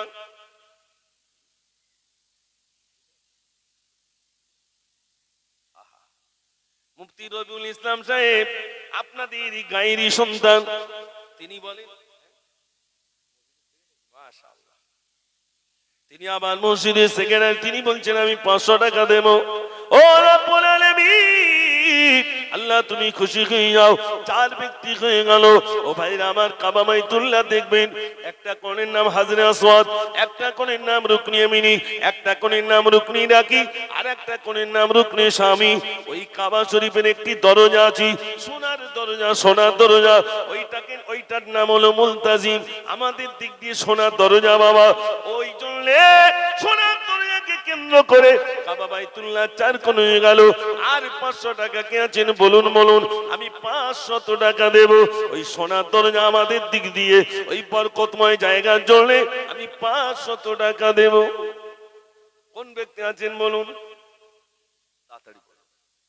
5 নম্বরে 500 টাকা। 4 জন হয়ে গেছে। মনে মনে হচ্ছে হাত তুলবো না তুলবো না। আবার শুনছি তৃতীয় ঢেউ আসবে, কি হবে তার ঠিক নেই। তৃতীয় ঢেউ তো সামান্য, আল্লাহ বলছে এ তো সামান্য। ঢেউ অনেক দিকে পুলিশ প্রশাসন ঢেউয়ের বিরুদ্ধে বন্দুক নিয়ে থাকে। সরকার থেকে বলে যে বিশাল ঢেউয়ের বিরুদ্ধে পুলিশ মোতায়েন করা আছে, কিছু করতে পারবে নাকি ভাই? ঢেউ না বলেন না, ঢেউয়ের বিরুদ্ধে পুলিশ কি করে? ওই তা দাঁড়াবার সুযোগ পাবে না, উনি আবার ঢেউয়ের বিরুদ্ধে লাগবে। ও ভাই একটু বলেন, তাড়াতাড়ি করে বলেন। সোনার দরজা আমাদের দিক দিয়ে 500 টাকা, মাত্র মাত্র 500 টাকা ইনশাআল্লাহ। একটা যুবক দেখি অল্প বয়সে, ইনশাআল্লাহ আমি 500 টাকা দেবো। দেখেন আপনি 500 টাকা দেন, যদি এক্ষুনি তার দিতে হবে এরকম তার ব্যাপার না। মাশাআল্লাহ মাশাআল্লাহ, আহা আছে মেয়েরা না আছে মহিলা? ও আল্লাহ, তা আমি তো মনে করছি এই জায়গায় ফাঁকা জায়গায় কোন দিকে মহিলারা আছে কি করে? অন্য জায়গায় তো কিচির মিচির করে বোঝা যায়, কিন্তু এখানে মায়েরা তো কোনো আওয়াজ নেই। এদিনই উত্তর দিনাজপুরে গেছি ভাই, এরকম বসে আছি আর এরকম জায়গা থেকে সব চট, এ তো কিছু দেখা যাচ্ছে না, ছোট করে কাপড় উঁচু করা, আর সব মহিলারা। আমি বলি এ কি সব মনে মিলাদে তো কোনো তাসির হবে না, সব মহিলারা ওই দিকে সব তো দেখতে পাচ্ছে, তাহলে তো হুজুর পুরো ঘিরে দিলে মিলাদ বন্ধ করতে হবে। ওখানকার সিস্টেম নাকি মহিলা একদিকে পুরুষ একদিকে, মাঝখান একটা শুধু কাপড়, তাও নিচু করা। আমি বলি এতে কোনো তাসির হবে না ভাই, আর আমার যেন কোনোদিন লিয়ে শোনায়, সমস্যা খুব। বিশ্বাস করুন, এই যে মহিলারা এদিকে আছে তো বুঝতেই পারছি না। মাশাআল্লাহ 5 নম্বরে আমার ভাই দিয়েছেন 500 টাকা। আমির আলী সাহেব, জনাব আমির আলী সাহেব 500 টাকা দিয়েছেন। একটু তাকবীর দেন না, নারে তাকবীর, আরেকটু জোরে দেন, নারে তাকবীর। আল্লাহ তুমি দানকে কবুল করো, মনের আশা পূর্ণ করো। ও রব্বুল আলামিন, আল্লাহ তুমি দানকে কবুল করে নাও, দুনিয়া কেরাতের বলে নসিব করো, রুজিতে তুমি বরকত দাও রব্বুল আলামিন। আজকে দিনে সকলের দান তুমি কবুল করে নাও, সবাই বলুন আমিন। ও সোনার ভাইরা, আমি কাবা শরীফের কথা বলছিলাম, একটা হলো হাজরে আসওয়াদ, একটা হলো রুকনি ইয়ামিনি, একটা হলো রুকনি ইরাকি, একটা হলো রুকনি শামি, আর মুলতাজিম সোনার দরজার কথা বলছিলাম। আরেকটি জায়গা রয়েছে সোনার নল, কাবা বাইতুল্লাহ ছাদের পানি যেখানে পড়ে ওটা হলো সোনার নল। ভাইরা আমার, ওই জায়গাটার নাম হলো মুলতাজিম। কে আছেন বলুন, তাড়াতাড়ি করে বলুন। যে মুলতাজিমের ভিতরে, হাতিমের ভিতরে ভাইরা আমার, সেখানে 2 রাকাত নামাজ পড়লে কাবার বাইতুল্লাহর ভিতরে নামাজ পড়ার সওয়াব পাওয়া যাবে। ওই জায়গায় দোয়া কবুল কবুলিয়াতের জায়গা। একটুখানি বলুন, আল্লাহ নবী বলেছেন কয়েকটি জায়গায় দোয়া কবুলিয়াতের জায়গা। ভাইরা আমার, কাবা বাইতুল্লাহ ওই যে দরজার চৌকাঠে মানুষ দেখবেন হাত দিয়ে রয়েছে, ওই চৌকাঠে হাত দিয়ে দোয়া চাইলে দোয়া কবুল হয়ে যায়। আল্লাহ নবী বলেছেন কাবা বাইতুল্লাহর যে ছাদের পানি যেখানে থেকে পড়ে ওই জায়গাটার নাম হলো মিজাবে রহমত। ওই জায়গায় দোয়া চাইলে দোয়া কবুল হয়ে যায়। 6 নম্বরে কে আছেন বলুন বলুন? আমি 500 টাকা দেব। 6 নম্বরে 500 টাকা, ওই জায়গায় দোয়া কবুল হয়ে যায়। আল্লাহ যদি কোনোদিন আমার মতো গুনাহগারকে নিয়ে যান, আপনাদের কথা বলবো গো আল্লাহ, একটা মসজিদের উন্নতি করবে। তোমার বান্দাদের কাছে কিছু চেয়েছিলাম, তোমার বান্দারা প্রাণ ভরে 500 কোটি টাকা দিয়েছে, 1000 কোটি টাকা দিয়েছে। ওগো আল্লাহ, তাদেরকে তুমি কাবা বাইতুল্লাহর মেহমান তুমি বানিয়ে দিও। একজন বলে মাশাআল্লাহ। আমার মীর কাসিম ভাই 3 নম্বরে দিয়েছেন 1000 টাকা। একটু জোরে তাকবীর দেন, নারে তাকবীর। আল্লাহ তুমি কবুল করো আল্লাহ। সবাই একটু বলেন ভাই, আর 500 টাকা বলেন। 6 নম্বরে বলুন 500 টাকা, তাড়াতাড়ি বলুন, হয়ে যাবে ইনশাআল্লাহ। 500 টাকা বলুন 6 নম্বরে। একজন নাই? আল্লাহর বান্দিরা, মায়েদের কাছে কাউকে যেতে হবে। যুবক ভাইরা একটু যান, যে সমস্ত ভাইরা আছেন কমিটিতে, ভাইরা একটু যান মায়েদের কাছে। মায়েরা যদি কিছু দেন, আপনার নামটা লিখিয়ে নেন, একটু বলেন। ভাই 500 টাকা বলুন। 6 নম্বরে কে আছেন? ইনশাআল্লাহ আমি 500 টাকা দেবো। ওগো রব্বুল আলামিন, আল্লাহ তোমার বান্দাদের কাছে চাইলাম, ও রব্বুল আলামিন, কোথাও তুমি বঞ্চিত করনি আল্লাহ, কোথাও তুমি বঞ্চিত করনি। আজ নলডি গ্রামে এই ফুটবল ময়দানে একটি মসজিদকে কেন্দ্র করে তোমার বান্দাদের কাছে চাইলাম, ও রব্বুল আলামিন, তাদের মনটা তুমি নরম করে দাও আল্লাহ। এখানে কি মসজিদ হবে না আল্লাহ? তুমি যে জায়গার মাটি কবুল করেছো আল্লাহ, ওই জায়গায় তো মসজিদ বেনে যাবে। এই রব্বুল আলামিন, এই জমিন সেদিন বলবে আল্লাহ, ওগো রব্বুল আলামিন আল্লাহ, এই জমিন সেদিন তো দোয়া করতে থাকবে, ওগো রব্বুল আলামিন আল্লাহ। আজ আমার উপরে যারা তোমার কর্ম নিয়েছে, আর তোমার ইবাদতের জন্য যারা আমার উপরে সেজদা দিচ্ছে আল্লাহ, কাল কিয়ামতের দিনে আল্লাহ তাদেরকে তুমি নাজাত দিয়ে দিও। এই জমিন তো তাদের জন্য মাগফিরাতের কামনা করবে। ও সোনার ভাইরা, মুফতি সাহেব একজন যোগ্য আলেম, তিনি আপনাদের ভাইরা আমার মসজিদের কেশিয়ার আপনার সেক্রেটারি বনে গেছেন, তিনিও কিছু দিয়েছেন, তার আব্বাজান কিছু দিয়েছেন, সভাপতি দিয়েছেন, এমন করে অনেক কমিটি বাইন রয়েছেন। আল্লাহ নস্তি কিছু কিছু দেন আল্লাহ, যেন আমাদের দ্বারাই আল্লাহ রাব্বুল আলামিন যেন মসজিদ আমাদের দ্বারাই বানিয়ে নেন। সবাই বলুন আমিন, নারে তাকবীর। বলেন 6 নম্বরে 500 টাকা হবে না ভাই? হয়ে যাবে। 6 নম্বরে 500 টাকা। আমাদের আমাদের গ্রামের তো প্রচুর হিন্দু ভাই জানে, তো আমার জিজ্ঞেস করে মাদ্রাসা চলে কি করে। তাই বলি তুমি বসে থাকো, দেখো কি করে চলে, বসবে। এখন দেখবেন ভাই রাস্তাঘাট সব ঢালাই না কাঁচা? সব ঢালাই না? আগে সাইকেল থেকে পড়ে গেলে তো বাড়ি আসা যেত, আর এখন সাইকেল থেকে পড়ে গেলে কোথায় যেতে ভাই? হসপিটাল। আর মাদ্রাসার ছেলেদের শুধু আমা করে, আল্লাহ অনেকদিন গোশ খাইনি, অনেকদিন গোশ খাইনি, তা কে দেবে? তো যে দেয় না সেও যাচ্ছে ঢালাই রাস্তাতে, হঠাৎ পড়ে গেছে, হেঁটোর মালাটা ফেটে গেছে, চিড় খেয়ে গেছে। এক্সরে করে দেখা যাচ্ছে হেঁটোর মালা ফেটে গেছে। এখন 50,000 টাকা খরচ। 50,000 টাকা খরচ যদিও করলো, তা পাশিটা হয় না, তাও টেনে টেনে হাঁটে। ডাক্তার বলছে অপারেশন সাকসেসফুল হয়নি, ফের করতে হবে। ফের কত? বলে 48 দিলি হবে। তাহলে কত হলো ভাই? 90 গেল। তাও পাশ সিট টান টান ধরতে শেষ বেলায় বলে দিদি বলতে যে তো সব ডাক্তার তো ফেল, তো তুমি একটু মসজিদে হুজুর কাছে যাও, একটু ফু দিলে এসো। হুজুর বলছে ফু তো দেবো, তো তুমি এক কাজ করো, একটা ছাগল দান করো, দিন সাদকা দাও। তো কোথায় দাও? তো মাদ্রাসায় দাও। আর ওরা তো অনেকদিন তো শুধু আমা করতে, আল্লাহ একটা যদি গোশ হয় তো খুব ভালো হয়। এ তো দিতে চায় না, তো আল্লাহ বলে অত সহজে দেবো না, হেঁটোর মালাটা ফাটিয়ে 90 বার করবো। তারপর কথা বিশ্বাস হয় বলে মনে হয় ভাই? বিশ্বাস করে 90 তো গেল, তো বলতে সেই তো 90,000 গেল, তো একটা ছাগল দিতে আর অসুবিধে কি? একটা ছাগল যখন দিয়ে আসলো, হুজুরের দিক থেকে ফু দিল, আল্লাহর কাছে সব ছোট ছোট বাচ্চারা খেয়ে খুশিতে বাগে বাগ দোয়া করলো, আল্লাহ দোয়ার বরকতে সুস্থ করে দিল। যারা বলুন না সুবহানাল্লাহ। বেচারির খাওয়া হলো বাচ্চাদের, আর এ বেচারি দান করতে না, শুধু টাইট করে রেখেছিল। আল্লাহ বললো টাইট মানে একটু ঢিলা করতেই হবে, তো বার হয়ে গেল। আর ভাই আমরা যারা দিতে চাচ্ছি না, যত টাইট করে ধরবো মনে করে রাখবেন সব বেরিয়ে যাবে, সব বেরিয়ে যাবে। ও বার হবেই, উপায় নেই। টাকা থাকবে খেতে পারবে না, এমন জামানা আসবে অর্থগুলো নিয়ে খুঁজবে, লোক খুঁজে পাবে না। একটা লোককে পাবে এক সপ্তাহ পর, একটা পোটলা করে বলবে ভাই এই 5 লাখ টাকা আছে তোমার দেবো।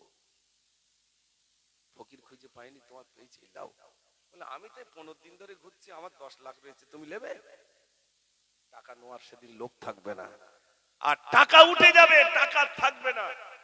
যেখানেই যাবে শুধু এই মোবাইল, এর থেকে টুক করে আপনার ওই ফোন পে বলে, বিভিন্ন কিছু বলে না, ওই আন্ডারই টাকা যাবে, টাকার হাতে থাকবে না, সব ওই মোবাইলে থাকবে, ব্যাংকে থাকবে। আগামী দিনে মাদ্রাসার জন্য যখন টাকা চাওয়া হবে, সব মোবাইল নিয়ে আসবে, আর ফোন পে থেকে মেরে দিচ্ছি। এই ইউটিউবে অনেকে দেখছেন তো, শুধু ফোন নাম্বার, এখানে শুধু ফোন পে চাইবো, ওই যে নাম্বারটা দাও। তখন কি হবে, এখানে হয়তো ফোন পে নাম্বারটা নিয়ে বসে থাকতে হবে, ওরা শুধু স্ক্যান করবে আর টাকা মেরে দেবে, কিছু মুখ দিয়ে বলবে না, কিছু করবে না। সেই দিন খুব নিকটে, সেই দিনটা খুবই আসছে। সেই দিন মানুষের কাছে টাকা থাকবে কিন্তু খেতে পাবে না। ভাই একটু বলেন, আল্লাহর রাস্তে বলেন। হুজুর মনে এসে গেছেন আলহামদুলিল্লাহ, আমাদের মাঝে জনাব হযরত মাওলানা ইয়াকুব আলী সাহেব হুজুর এসেই গেছেন, তিনি আলোচনা রাখবেন। বিরাট রাত নয়, অল্প সময় আলোচনা হবে। আপনার কম বেশি দিয়েছেন ভাই, শেষ বেলায় আমি চলে যাওয়ার আগে ওই 5 জন হয়েছে, সবে 500 টাকা। 6 নম্বর কি হবে না 500 টাকা? ভাই একজন একটু হাত তুলে বলুন না, ইনশাআল্লাহ আমি 6 নম্বরে দিচ্ছি। আর 6 নম্বরটা হয়ে গেলেই আর চাইবো না ইনশাআল্লাহ। একটু বলে, তাড়াতাড়ি করে বলে। 6 নম্বরে কে আছেন? 500 টাকা। মসজিদ বানাতে গেলে 500, 100, 200 হবে না ভাই, একটু বলে, তাড়াতাড়ি বলেন। আল্লাহ তুমি ভালো রেখো, সকলকে সুস্থ রেখো, একটু বলেন, তাড়াতাড়ি বলেন আমার ভাইরা। ওগো রব্বুল আলামিন, আল্লাহ তোমার বান্দাদের দান তুমি কবুল করো, দুনিয়া আখিরাতের ভালোই নসিব করো, রুজিতে তুমি বরকত দাও। ও রব্বুল আলামিন, আল্লাহ তোমার বান্দাদের দানগুলো আল্লাহ তুমি কবুল করে নাও, দুনিয়া আখিরাতের ভালোই নসিব করো, রুজিতে তুমি বরকত দাও। আজকের দিনে তোমার বান্দা যা দান করে আল্লাহ সকলের দানগুলো আল্লাহ তুমি কবুল করে নাও। সবাই বলুন আমিন। নারে তাকবীর। আজকে যে একটু আওয়াজ পাচ্ছি না কেন আমি বুঝতে পারছি না। হয়তো মুর্শিদাবাদের দিকের লোকটা হয়তো আছে, নারায় তকবীর দিলে চুপ করে থাকে। মুর্শিদাবাদে কিছু নারায় তকবীর দিচ্ছে চুপ করে, তাহলে ভাই মিলাদ দিচ্ছেন কেন? হুজুর কেরালায় থাকি, অনেক টাকা, তা নারায় তকবীর দিলে কি বলতে হয় জানি না। আজ কেন এখানে এসে তকবীর দিচ্ছি কিন্তু কেউ বলছে না কেন? তো এরা হচ্ছে বুঝতে পারে ঠান্ডা বেশি পড়িস তাই নাকি? ভাই একটু আওয়াজ দেন না, নারে তাকবীর। হ্যাঁ এই তো আওয়াজ হয়েছে ভালো। মুসলমান অত সহজে মাস্ক এমনি পরিয়েছে, মাস্ক এমনি পড়ছে ভাই।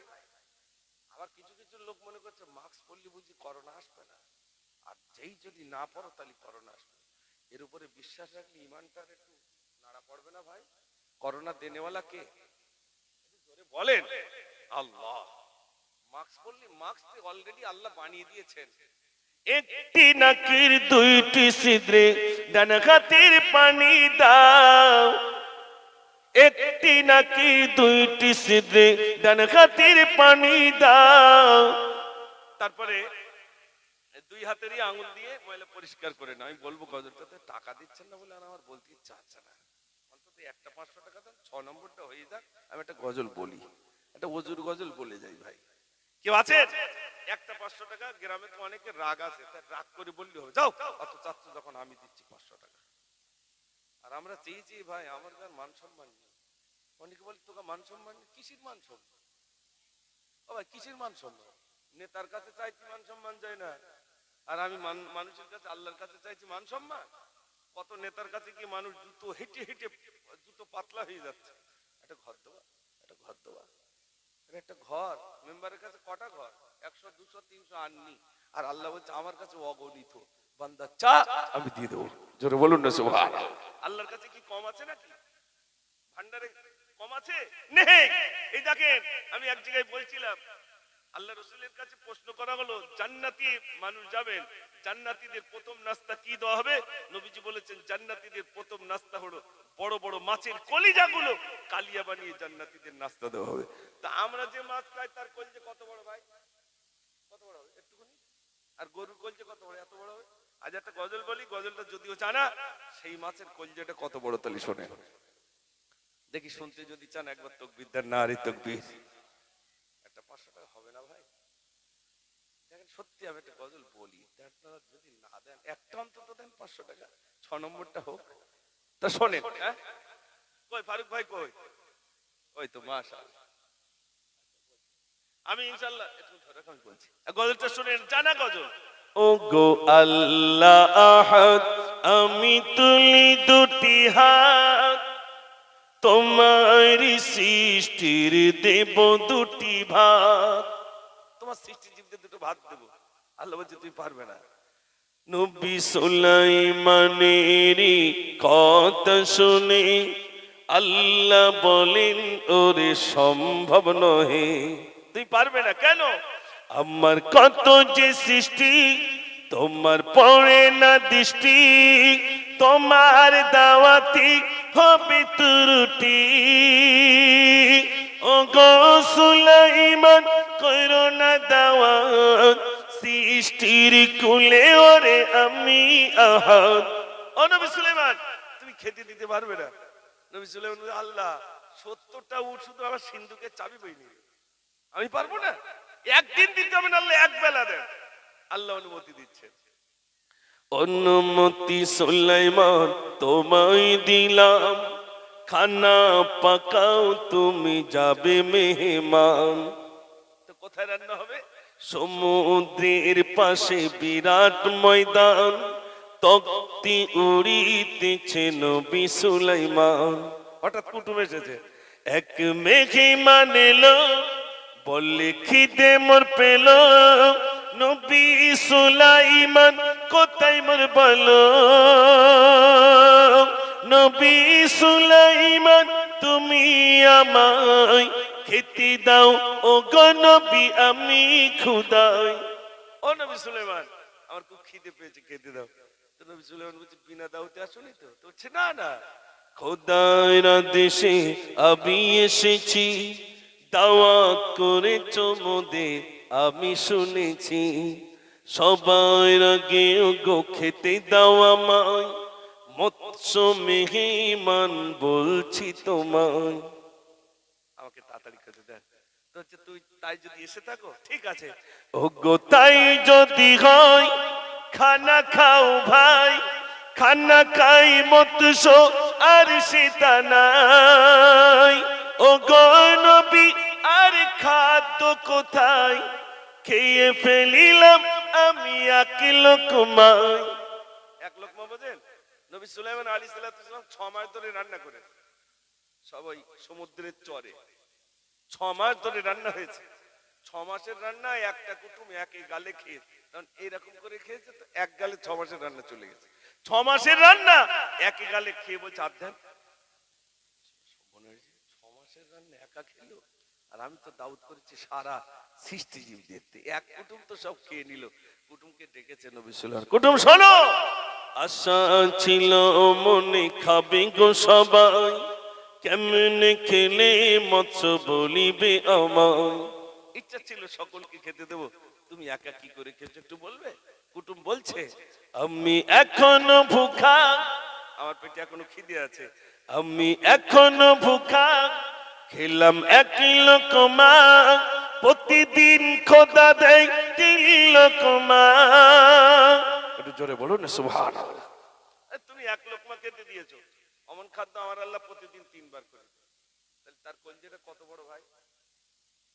6 মাসের রান্না বলে 3 বার করে আল্লাহ দেয়, তুমি তো একবার দিয়েছো। তাহলে 6 মাসের রান্না নবী সুলাইমান আলাইহিস সালামের 6 মাসের রান্না যদি সে 3 বার করে খেতে পারে, বলে ওরকম লোকমা আল্লাহ প্রতিদিন 3 বার করে দেন, তাহলে তার কলিজাটা কত বড় হবে? একটু জোরে বলুন না সুবহানাল্লাহ। আল্লাহ যদি তাদের খেতে দিতে পারেন, আপনাদের এই উপর দিয়ে দেখবেন কত পাখি উড়ে উড়ে যায়, সকালে আসে সন্ধ্যাবেলা উড়ে উড়ে নিজের বাসায় ফেরে। আল্লাহ তাদের রুজি দিয়ে দেন, আমাদের রুজিও দেবেন। আল্লাহ দেবেন, পেশক তিনি দেন। তিনি তো বলেছেন ইন্নাল্লাহা হুয়ার রাজ্জাকু যুল কুওয়াতিল মাতিন। আল্লাহ সুবহানাহু ওয়া তাআলা তিনি বলেন আমি রুজি বন্টনকারী। অতএব যে আল্লাহ রুজি বন্টনকারী, যে আল্লাহ রুজি দেন, সে আল্লাহর নৈকট্য লাভের জন্য, মসজিদ বানানোর জন্য। একটু বলেন 6 নম্বর হয়েছে যখন, আর 4 জন হবে ইনশাআল্লাহ। হ্যাঁ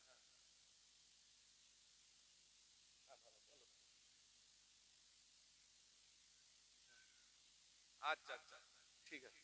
হ্যাঁ হ্যাঁ হ্যাঁ বলছি বলছি বলছি বলছি। আর 500 টাকা দেবে আমার ওই আমাদের নাসির সাহেব, সেক্রেটারি নাসির সাহেব, আর 500 টাকা দেবেন। 500 এর আগে দিয়েছ তো ভাই? একটা শুনেছে আর 500 দেবে, এরকম আছে ভাই, যে তুমি চালাও আমরাও আছি। কিন্তু আমি আর কতক্ষণ চালাবো, প্রতিদিন 2 জায়গায় করে তো গলা কতক্ষণ। তো তারপরে অনেকে তো বুঝতে পারে না যে মানে কিসের জন্য। গজল বলাটা একটা টানের ব্যাপার, আর যখন টান আসে তখন শরীরের উপর প্রেসার পড়ে। সব দিন তো সেই মুড থাকে না, তবু গজল শুনতে চেয়েছেন, কিছু টাকা নেই। 6 নম্বরের জায়গায় 7 নম্বর হলো নাসির ভাইয়ের নামে, আর 500 টাকা লাগবে। একটু তকবীর দেন, নারে তকবীর। তো আল্লাহ যদি 7 দিয়ে দেন তাহলে আর 3টে হবে না ভাই? 10 পর্যন্ত হয়ে যাবে ইনশাআল্লাহ। সবাই বলুন ইনশাআল্লাহ। একটু জোরে বলুন না ইনশাআল্লাহ।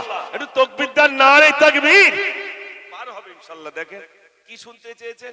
বুঝিতে পারি না খোদা মহিমা তোমার,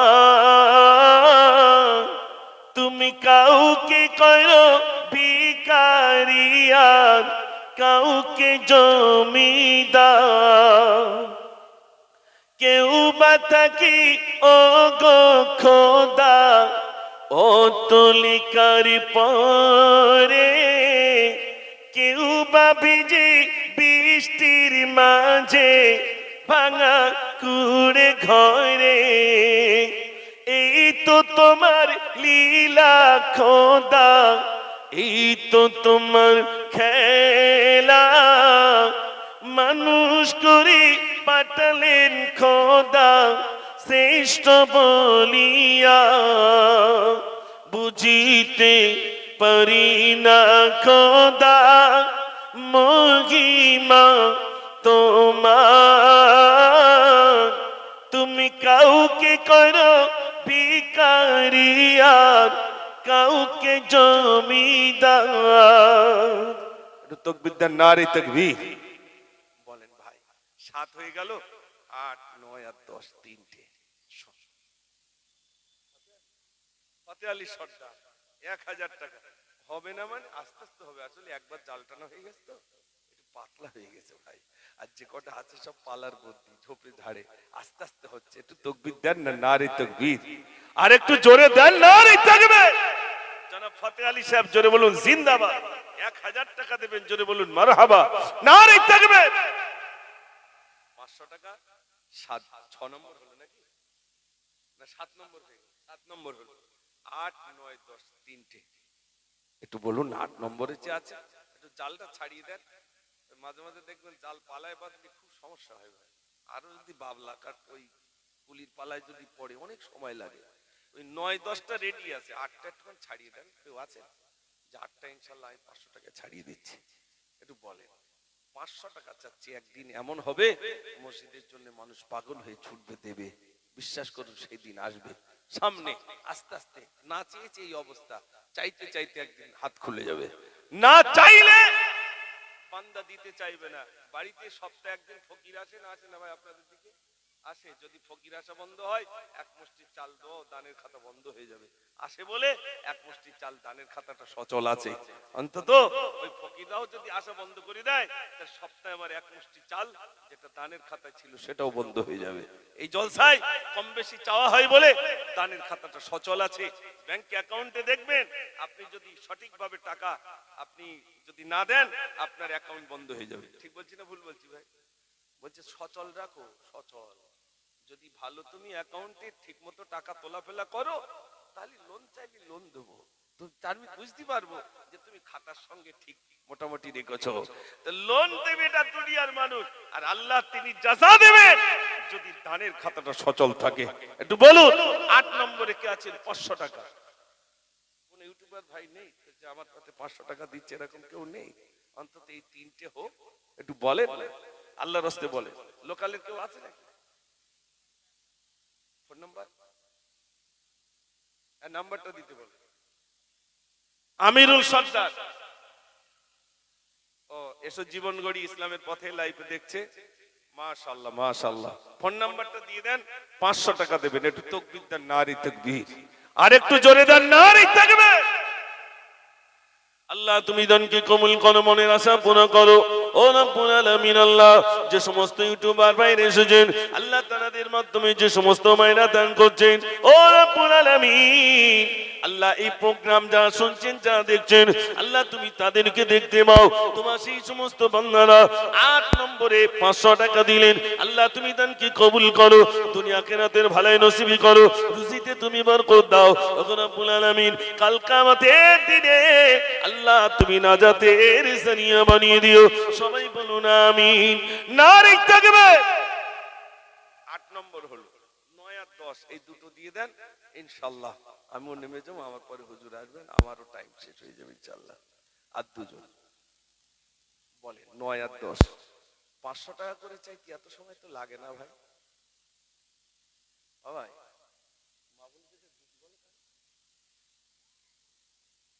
কমিটি ভাইরা, কমিটি ভাইরা মায়েদের কাছে যান, তার দোয়ার জন্য ছটফট করতে হলো, আমাদের কাছে কেউ আসে না তো কি দেবো। যান মায়েদের কাছে যান, সব ঘুমিয়ে পড়লেন, কারোর তো দেখা যাচ্ছে না। হ্যাঁ তাড়াতাড়ি যান, মায়েদের কাছে যান। ও ভাই 9 আর 10টা দেন, আর হুজুরি নিয়ে আসেন। 9 আর 10টা দেন, আল্লাহ রাস্তে দেন। আল্লাহ 500 টাকা করে 10 জন, তাহলে কত হয় ভাই? আপনারা 5000 টাকা দিয়েছেন এর আগে, বেশ কিছু টাকা আপনারা দিয়েছেন, আমার কাছে মাত্র 500 টাকা চেয়েছি। একটা যুবক হবে 9 নম্বরে, একটা যুবক ছেলে দেন। ও যুবক ভাই শুনবে সবাই, এক কাফন চোরির ঘটনা। কোন কিতাবে আছে? এই ঘটনা জানার কিতাবে গাজালি হুজুর চিনো না। ও যুবক ভাই শুনবে সবাই, এক কাফন চোরির ঘটনা। কি ঘটনা শোনাবো? হাত না তুললে শোনাবো ডাকি ভাই, একটু দেখেন না। 500 টাকা দিই, তাহলে আমি একটা কিছু বলি। 9 আর 10 হবে না, দুঃখ নিয়ে বাড়িতে যেতে হবে। আল্লাহ তোমার বান্দাদের কাছে চাইলাম, নলডি গ্রামের মানুষকে তুমি অনেক দিয়েছো, পূর্বের তুলনায় অনেক ভালো রেখেছো। আল্লাহ তোমার বান্দাদের একটু মনটা নরম করে দাও আল্লাহ, তাদের দান করবার মতো সুযোগ দাও আল্লাহ। শয়তানের হাত ধরে রেখে দিয়েছে, আল্লাহ হাতকে তুমি দূর করে দাও আল্লাহ, শয়তানকে তুমি বিতাড়িত করো আল্লাহ। মসজিদের উন্নতি কল্পে তোমার বান্দাদের কাছে চাইলাম, এতক্ষণ যা চেয়েছি বিশ্বাস করুন এতক্ষণ অনেক হয়ে যায়, অনেক হয়ে যায়। জানি না এর পূর্বে হয়তো অনেক দিয়েছেন, তারপরেও আমি আপনাদের কাছে শেষ বেলায় যাওয়ার আগে আর মাত্র 1000 টাকা 500 করে দুজন কেউ আছেন যে ইনশাল্লাহ আমি 9 নম্বরে দেব আর 10 নম্বরে। কেন 10 চাইছি বলুন তো? আমাদের দুটো হাত কটা আঙুল ভাই একটু বলেন? 10টা আঙুল। এই 10টা আঙুলের কি বরকত রয়েছে বলবো ইনশাল্লাহ। মাশাআল্লাহ আমার সাহেব আলী ভাই তিনি বলছেন আমি 500 টাকা 9 নম্বরে দেব।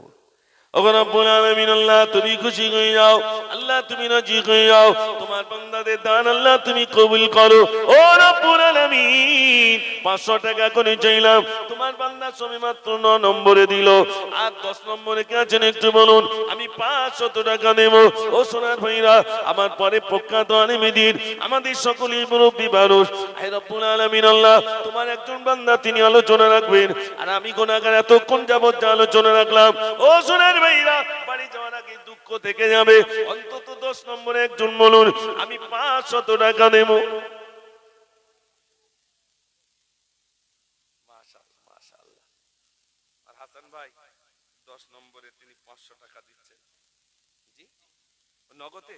মাশাআল্লাহ নগদে দিয়ে দিচ্ছেন, একটু তাকবীর দেন না, নারে তাকবীর। ও নগদে 100-400 টাকা পরে দেবে। আমি যদি কোনদিন মদিনাতে যাই, মদিনার মাটি তুমি শুনে নিও, রসুল পাকের ওই কদম ধুলা সুরমা করে মোর চোখে দিও। আমি যদি কোনদিন মদিনাতে যাই, মদিনার মাটি তুমি শুনে নিও। রসুল পাকের ওই কদম ধুলা সুরমা করে মোর চোখে দিও। মাশাআল্লাহ। 10 নম্বর পর্যন্ত হয়ে গেল 500 টাকা।